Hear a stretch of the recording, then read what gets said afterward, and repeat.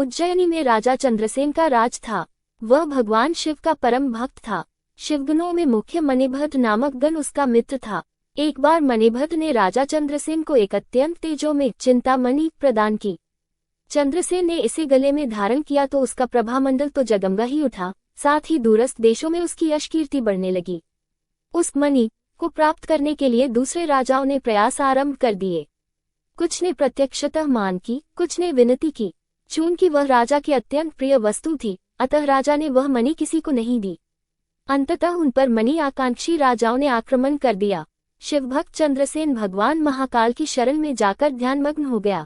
जब चंद्रसेन समाधिस्थ था तब वहां कोई गोपी अपने छोटे बालक को साथ लेकर दर्शन हेतु आई। बालक की उम्र थी 5 वर्ष और गोपी विधवा थी। राजा चंद्रसेन को ध्यानमग्न देखकर बालक भी शिव की पूजा हेतु प्रेरित हुआ। वह कहीं से एक पाषाण ले आया और अपने घर के एकांत स्थल में बैठकर भक्तिभाव से शिवलिंग की पूजा करने लगा। कुछ देर पश्चात उसकी माता ने भोजन के लिए उसे बुलाया, किंतु वह नहीं आया। फिर बुलाया, वह फिर नहीं आया। माता स्वयं बुलाने आई तो उसने देखा बालक ध्यानमग्न बैठा है और उसकी आवाज सुन नहीं रहा है। तब क्रुद्ध हो माता ने उस बालक को पीटना शुरू कर दिया और समस्त पूजन सामग्री उठाकर फेंक दी। ध्यान से मुक्त होकर बालक चेतना में आया तो उसे अपनी पूजा को नष्ट देखकर बहुत दुख हुआ। अचानक उसकी व्यथा की गहराई से चमत्कार हुआ। भगवान शिव की कृपा से वहां एक सुंदर मंदिर निर्मित हो गया। मंदिर के मध्य में दिव्य शिवलिंग विराजमान था एवं बालक द्वारा सज्जित पूजा यथावत थी।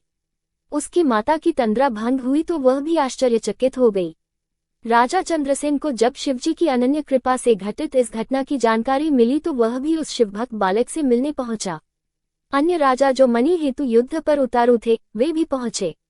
सभी ने राजा चंद्रसेन से अपने अपराध की क्षमा मांगी और सब मिलकर भगवान महाकाल का पूजन अर्चन करने लगे। तभी वहां रामभक्त श्री हनुमान जी अवतरित हुए और उन्होंने गोप बालक को गोद में बैठाकर सभी राजाओं और उपस्थित जनसमुदाय को संबोधित किया।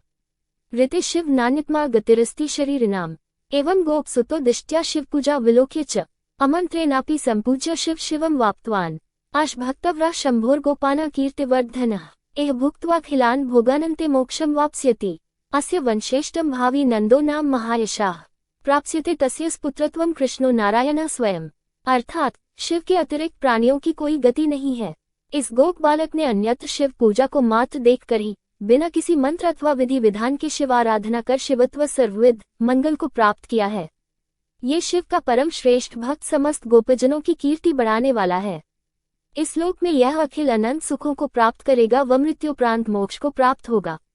इसी के वंश का 8वां पुरुष महायशस्वी नंद होगा, जिसके पुत्र के रूप में स्वयं नारायण कृष्ण नाम से प्रतिष्ठित होंगे।